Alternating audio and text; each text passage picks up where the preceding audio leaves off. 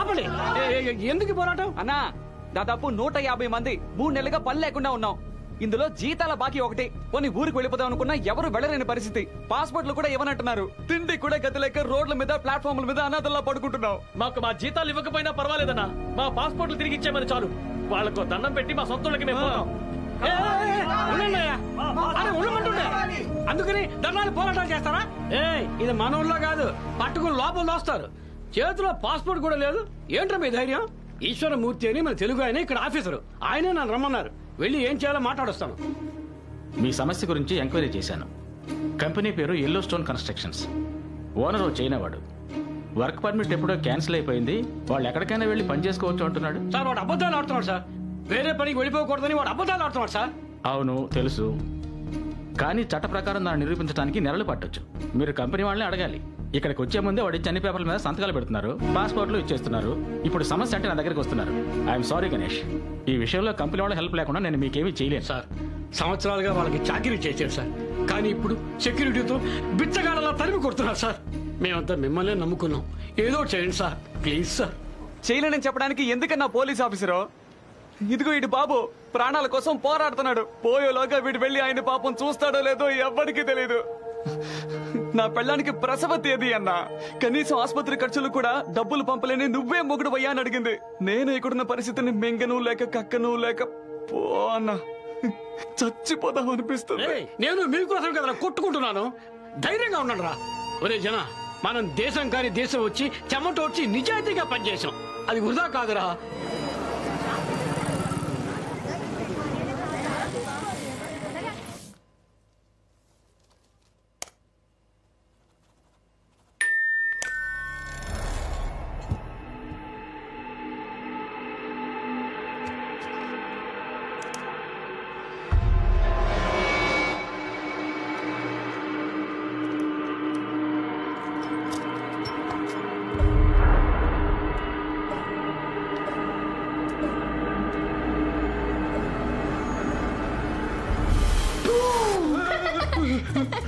అరే పిశాచి చిట్టి, పింకి చిట్టి, అవును సీసీటీవీ కెమెరాలో కూడా కనిపించుకోవడం లోపలికి ఎలా వచ్చావు? అది సీక్రెట్. ఈసారి మీరు భయపడ్డారు కదా. ఎవరు భయపడ్డారు? పెద్దవాళ్ళు భయపడినట్టుగా నటిస్తే పిల్లలకి బాగా ఇష్టం. నేను ఎలా మోసం చేశానో చూసావా? అయ్యో అంకుల్, మీరే మోసపోయారు. నన్నే అడ్డు పట్టిస్తావా? నా కొడుకు రాని నీ తోకని కచ్చేయమని చెప్తాను. రేపటి నుంచి చీకటి పడగా మిమ్మల్ని ఎలా భయపెట్టాలో నాకు నేర్పించింది మీ అబ్బాయే. అయినా సూర్య అంకుల్ రావడానికి బాగా లేట్ అవుతుంది. ఈ ఏరియాలో మన వాళ్ళకి పాస్పోర్ట్ ప్రాబ్లం అంట. సూర్య అంకుల్ అందరూ కలిసి పోలీస్ స్టేషన్ కి వెళ్లారు. పోలీస్ స్టేషన్ కా? నా బిడ్డ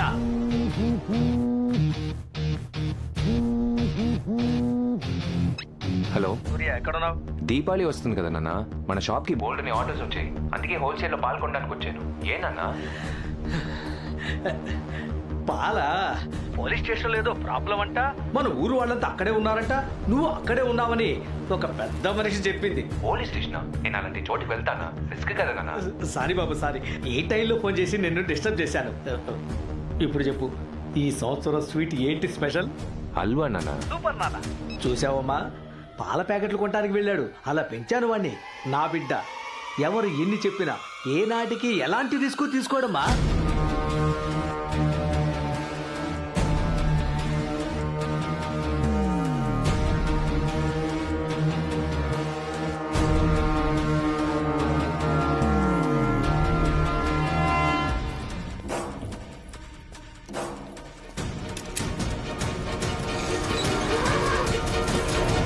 నా బిడ్డ గురించి ఇంకా చెప్తాను విను. వాడెప్పుడు సరైన దారిలోనే వెళతాడు. చిన్నప్పటి నుంచి అడ్డదారంటే వాడికి అస్సలు తెలియదు.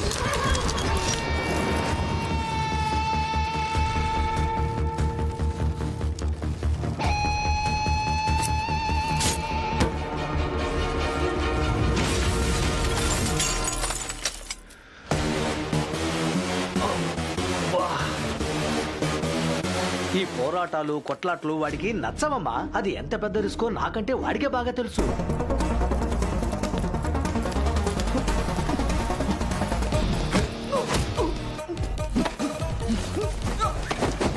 సూర్య, ఏంట్రా అద్దం పగిలిన సౌండ్? అర్థం కాదు, పళ్ళు. జీపీఎస్ ట్రాకర్ వెంటనే చెక్ చేయి. ఇందులో ఏం అర్థం కావట్లేదురా. నేను నొక్కమనేది రెండే బటన్లు, ఒకటి స్పేస్ బార్, ఇంకొకటి ఎంటర్. అది కూడా చేయలేవా? మర్చిపోయాను వచ్చింది. ఇప్పుడు ఎటు వెళ్ళాలి? రైటా లెఫ్టా? రైట్.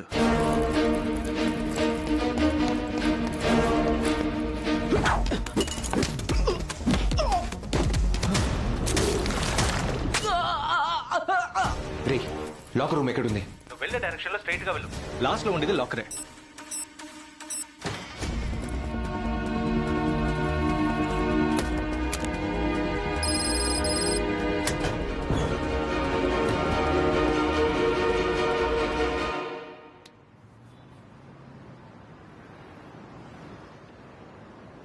రే జన, ఏంటి ఆకలిగా ఉంది. నేను మాత్రం బిర్యానీ తిని మిఠాయికిళ్ళు వేసుకుని పడుకున్నాను. పోరం పోకు, మనుషులు పడుకున్నారని కూడా చూడకుండా చెత్తను ఎలా పడేసిపోతున్నాడో చూడు. జన, నాకు డౌట్. ఏంట్రా? ఈ వరదలు వచ్చినప్పుడు మన మీద జాలిపడి భోజనం ప్యాకెట్లు విసిరేశారు కదా. అవును. అలా ఇప్పుడు ఎవరైనా భోజనం ప్యాకెట్లు విసిరి వెళ్ళారేమో.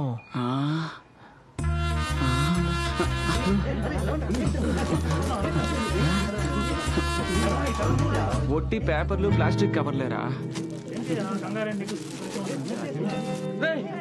పాస్పోర్ట్లు రా, జీతం డబ్బులు కూడా ఉన్నాయిరా. డాన్సులు, కుప్పి గంతులు, ఆటలంట, పాటలంట. బతకటానికి వచ్చిన చోట బాధ్యతగా ఉండద్దు, పొగరు. ఏమైందన్నా?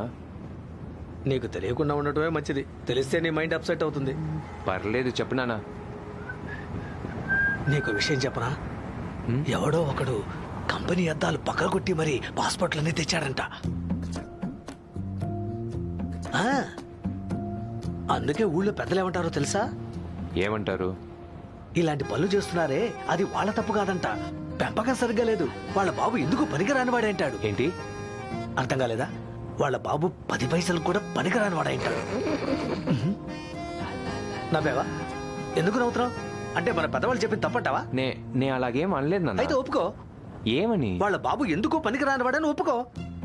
సరే, ఒప్పుకుంటున్నాను. అలా అన్నావు, బాగుంది.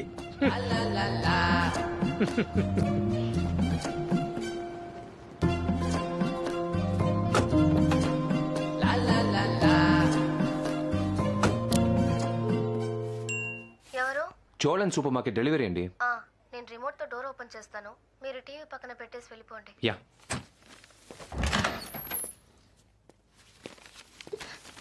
ఏం చేయాలో అర్థం కావట్లేదు. నీ మీద ఒట్టు. మళ్ళీ ఊరికి వెళ్ళిపోదాం అనిపిస్తుంది.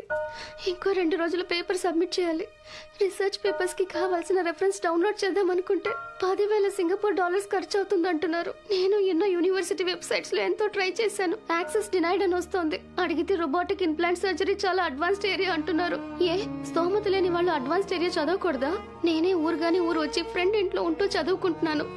ఇప్పటికీ అమ్మ ఉంటున్న ఇల్లు తాకట్టు పెట్టి లోన్ తీసుకుని నన్ను చదువుకోవడానికి పంపించింది. ఇప్పుడు అమ్మ దగ్గరికి వెళ్ళి ఫీజు కాకుండా రీసెర్చ్ పేపర్స్ కి డబ్బు ఖర్చు పెట్టాలని అడిగితే తను ఎక్కడి నుంచి తెస్తుంది?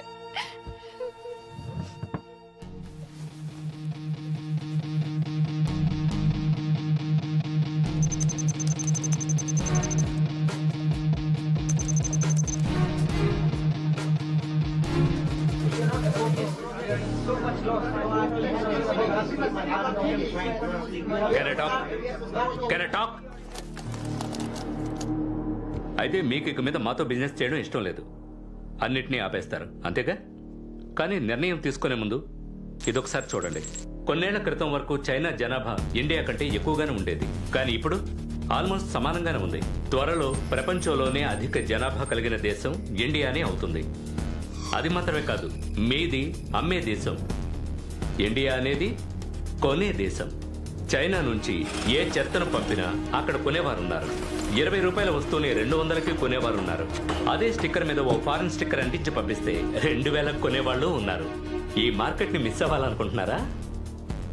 ముందు చైనా యాప్స్ ని బ్యాన్ చేయడం, ఇంపోర్ట్స్ ని బ్యాన్ చేయడం, యాంటీ చైనా మూవ్మెంట్. వీటన్నింటి వెనక ఒక్కరే ఉన్నారు, Arundhati Mohan, India's foreign affairs minister. But your company cannot stop her, and you're not able to bribe her. We don't want to incur any more losses. ఎన్నేళ్లు మేము డబ్బిచ్చి మంత్రులను కొనలేదా? ఇలా చూడండి, ఇండియాకు సంబంధించి 30-40 ఏళ్లకోసారి ఇలాంటి నిజాయితీ గల రాజకీయ నాయకులు వస్తూనే ఉంటారు. అందుకని 100 ఏళ్లుగా మనం చేస్తున్న ఈ బిజినెస్ ని ఆపేస్తావా? నేను సొల్యూషన్ తో వచ్చాను. చూడండి, జపనీస్ బిజినెస్ మ్యాన్ హోచెన్ ఓ కారు ప్రమాదంలో చనిపోయారు. అమెరికన్ జర్నలిస్ట్ మరియా సూసైడ్ చేసుకుని చనిపోయింది.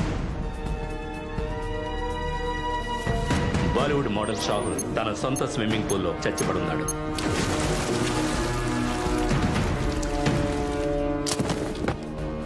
ఇలా ఎంతో మంది. కానీ ఆయా దేశాల పోలీసుల దృష్టిలో ఇవన్నీ యాక్సిడెంట్స్ లేదా సూసైడ్స్. కానీ అండర్ వరల్డ్కి తెలుసు ఇవన్నీ చేసింది ఒక ఇండియన్.